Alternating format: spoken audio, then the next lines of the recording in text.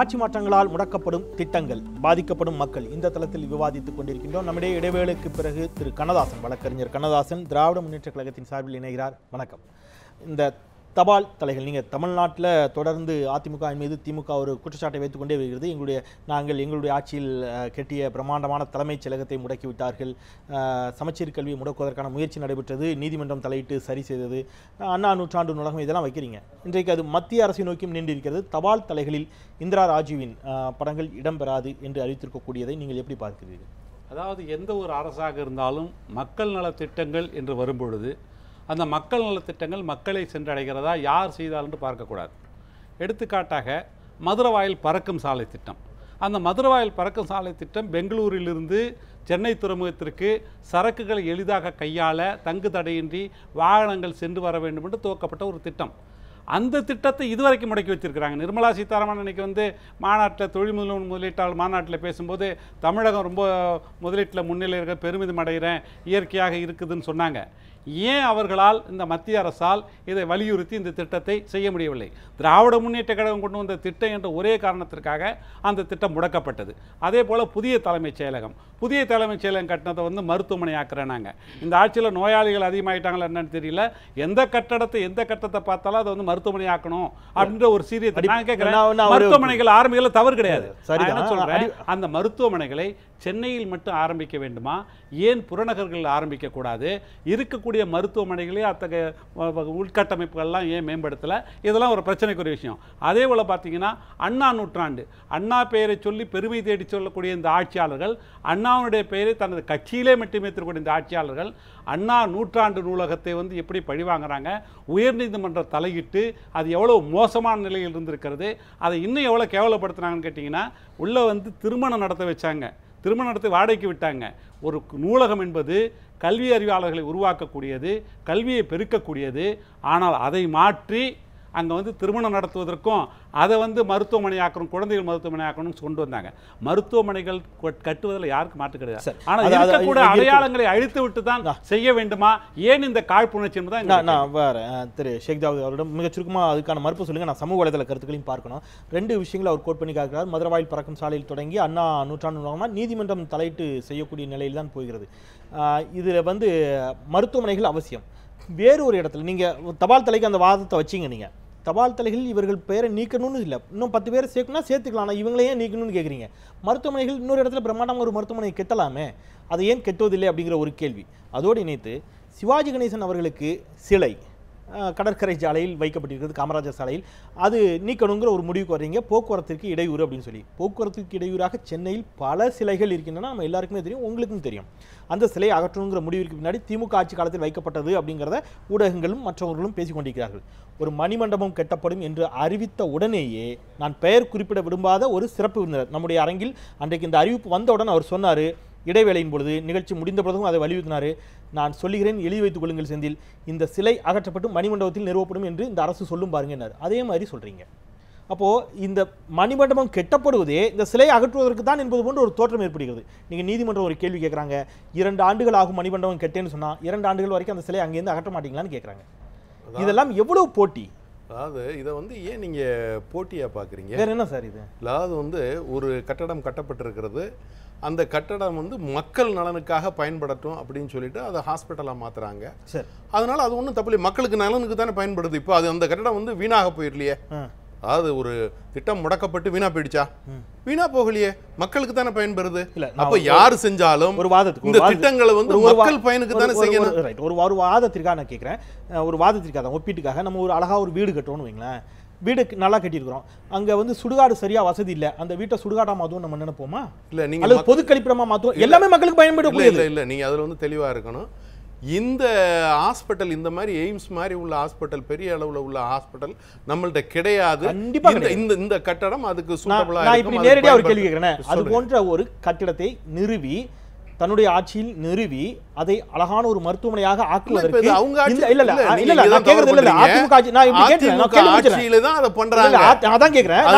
கட்டடம் யாரு கட்டினதுங்கிற கேள்வி இல்ல.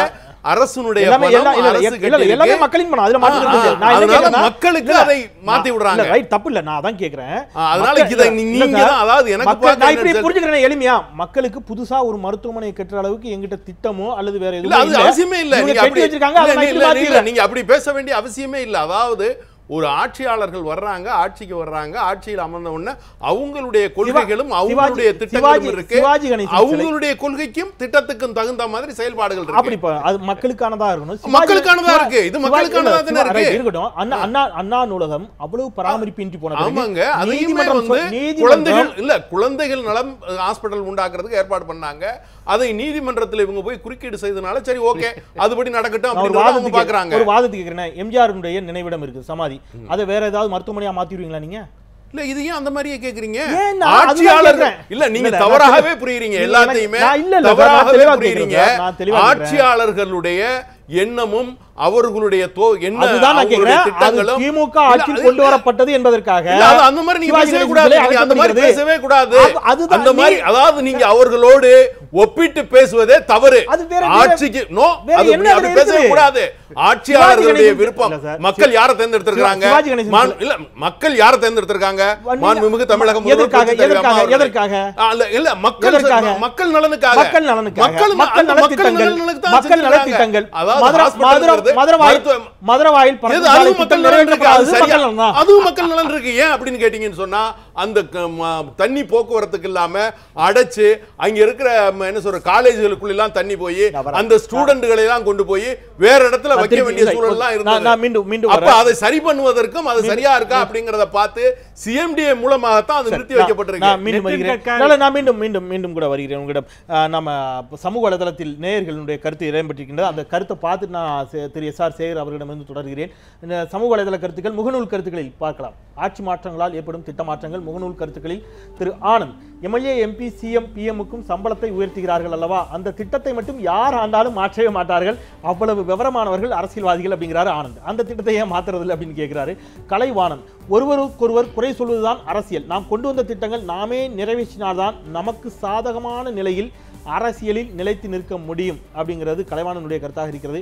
சரவணகுமார், அரசியலை மக்களுக்கான சேவை என்பதை மறந்து தலைவர்கள் எனும் சுயநல விரும்பிகள் தம் புகழ் பரப்ப மட்டுமே திட்டங்களை தொடங்குவதால் தான் பிரச்சனை, தங்களுக்கான புகழுக்காகவே தொடங்கப்படுகிறது திட்டங்கள் அப்படிங்கிறது அவருடைய பார்வை. அதிகாரத்தில் அமரும் கட்சிகள் இப்பொழுது நாம் மக்களின் ஊழியர்கள் அரசியல் கட்சியை சார்ந்தவர்கள் அல்ல என்று உணர்கிறார்களோ அப்பொழுதுதான் பிரச்சனைகள் வராது அப்படிங்கிறது புதியதோர் செய்வோம் என்ற ஒரு முகநூல் பக்கத்திலிருந்து பதிவு செய்யப்பட்ட கருத்து. அழகிரி அம்பேத்கர், பாஜக தேர்தல் வாக்குறுதியை செயல்படுத்தவில்லை, இதுல காங்கிரசின் திட்டங்களை எப்படி செயல்படுத்துவார்கள் அப்படிங்கிறது அழகிரி அம்பேத்கரின் கருத்தாக இருக்கிறது. நம்ம நிறைவு செய்யலாம். திரு சேகர் அவர்களிடமிருந்து தொடர்கிறேன். திரு சேகர், இன்றைய விவாதத்தில் நாம் இன்னொரு விஷயத்தை குறித்து விவாதிக்க வேண்டியிருக்கிறது. அது இந்த இறைச்சிக்கான தடை.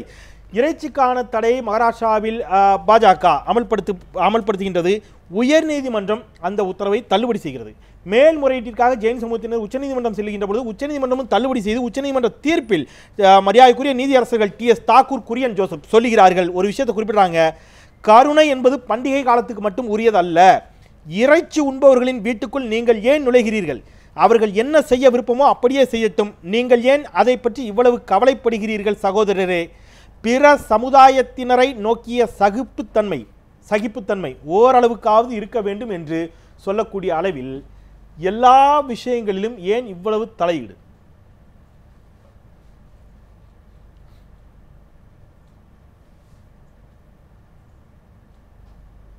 திரு சேகர், கேள்வி உங்களுக்கானதுதான். இல்ல, செந்திலுடைய கடைசி சரியா கேட்கல. இந்த இறைச்சி தடையை பற்றி சொல்லுகின்ற போது இறைச்சி தடையை பற்றி சொல்லுகின்ற போது முதல்ல வந்து பிஜேபி தான் இதை கொண்டு வந்து சொன்னாங்க. இதற்கு முன்னால் 1964 மறுபடியும் 94 காங்கிரஸ் கொண்டாந்தது.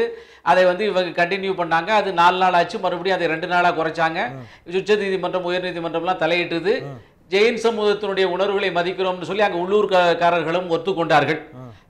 அதாவது என்ன நடந்தாலும் அது பிஜேபியினால் தான் என்று அதன் மீது ஒரு குற்றச்சாட்டு சாட்டுவதற்கு ஏற்கனவே இருந்த இந்த நடைமுறைகளை எல்லாம் பற்றி சொல்லாமல் பிஜேபி மட்டுமே செய்ததாக ஊடகங்களிலிருந்து காங்கிரஸ் சொல்வதை இல்ல நல்லது சேகர், நான் என்ன கேக்குறேன், இல்ல நல்லது, அதனாலதான் இத முதல்ல திரு சேகர் கேள்வி முடிச்சிடறேன். அதனாலதான் முதல் சுற்று நம்ம தபால் தலை பத்தி பேசணும். காங்கிரஸ் ஆட்சி காலத்தில் கொண்டு வந்த தபால் தலைகளை அப்படியே ஏற்றுக்கொள்ளல. நீங்க மாற்றத்தை கொண்டு வர்றீங்க, மாற்றத்தை விரும்புறீங்க, ஒரு மாற்றம் வேணும்னு நினைக்கிறீங்க. காங்கிரஸ் கட்சி தவறு செய்திருக்கிறதுனே வச்சுக்கோங்க, நீங்க மாற்றத்தை கொண்டு வரலாமே. இறைச்சிக்கான தடையை நீங்கள் ஏன் தொடரணும், ஏன் அமல்படுத்தணும்? நீதிமன்றம் வரை அதை தொடர்ந்து நீதிமன்றம் அறிவுறுத்திய பிறகு இது இறைச்சி தடையில மட்டுமல்ல, நீங்க இன்றைக்கு வியாபம் மத்திய பிரதேச வியாபம் ஊழலை வெளிக்கொண்டு வருவதற்கு காரணமாக இருந்த மருத்துவர் அவருடைய இடமாற்றம் டிரான்ஸ்ஃபர் பண்ணப்படுகிறார். நீதிமன்றம் சொல்லுகிறது இல்ல டிரான்ஸ்ஃபர் தப்பு, நிப்பாட்டுங்கன்னு. நான் ஏன் இந்த கேள்வி வைக்கிறேன்னா, தமிழகத்திலும் பல விஷயங்களில் நீதிமன்றம் தலையிடக்கூடிய ஒரு நிலைமை இருக்கிறது. அதுதான் கேட்கிறேன், நீதிமன்றம் தலையிடக்கூடிய அளவிற்கு ஏன் நடந்து கொள்கிறீர்கள்?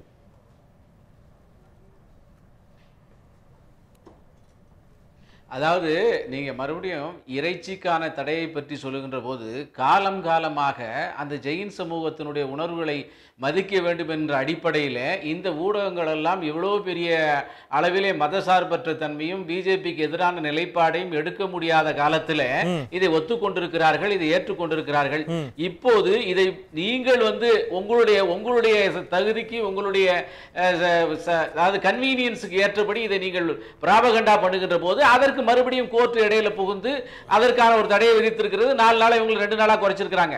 ஆக இதனுடைய ஆரிஜின் வரிசையா பாத்துக்கிட்டே வந்தீங்கன்னா அந்த ஆரிஜின்கள் இன்னொரு மதத்தினை, இன்னொரு எண்ணத்தை உள்ளவர்களினுடைய சகிப்புத்தன்மையை ஏற்றுக்கொள்வது, உணர்வுகளை ஏற்றுக்கொள்வது என்கின்ற அடிப்படையிலே தான் இத்தனை காலமாக வந்திருக்கிறது. ரொம்ப நியாயமான விஷயம் திரு சேகர். இன்னொரு மதத்தினுடைய இல்ல திரு சேகர், நான் வர சிறுபான்மை இல்ல, சிறுபான்மைக்குள்ளே நான் போக விரும்பல.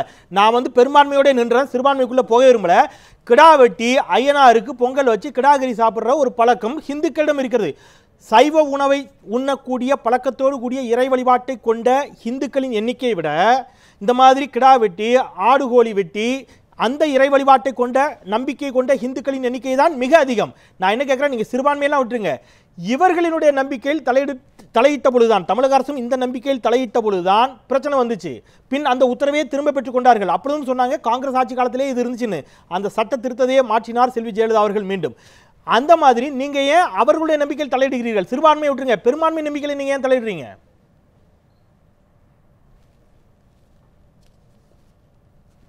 இல்ல அதான் இல்ல அந்த மாதிரியாக பாரதிய ஜனதா கட்சி ஆடு வெட்டக்கூடாது கடா வெட்டக்கூடாதுன்னு சொல்லிச்சான்னு கேட்கிறேன். அப்ப சொல்லியிருக்கிறீங்கல்ல, சாப்பிடக்கூடாதுன்னு அர்த்தம், நீங்க வெட்டக்கூடாதுன்னு அர்த்தம். மகாராஷ்டிரால ஜெயின் சமூகத்தினர் விழா அடிக்கிறார்கள், நீங்க இறைச்சிக்கு தடை, கர்நாடகத்துல தடை, பெங்களூர்ல தடை.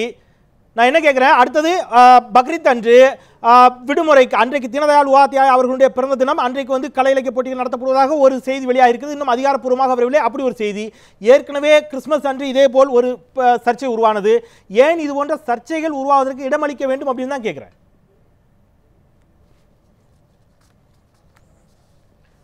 இல்ல திரும்பவும் நீங்க திரும்பவும் இன்றைக்கு நீங்கள் மகாராஷ்டிராவிலே இறைச்சி உண்ணுவதற்கு பிஜேபி தடை விதித்ததாக சொல்லக்கூடிய விஷயம் போன வருஷம் என் கிளப்பல. நீங்க இதை அதற்கு முந்தின வருஷம் என் கிளப்பல, அதற்கு முந்தின வருஷம் என் கிளப்பல, இந்த வருஷம் மட்டும்தான் இது நடக்குதா?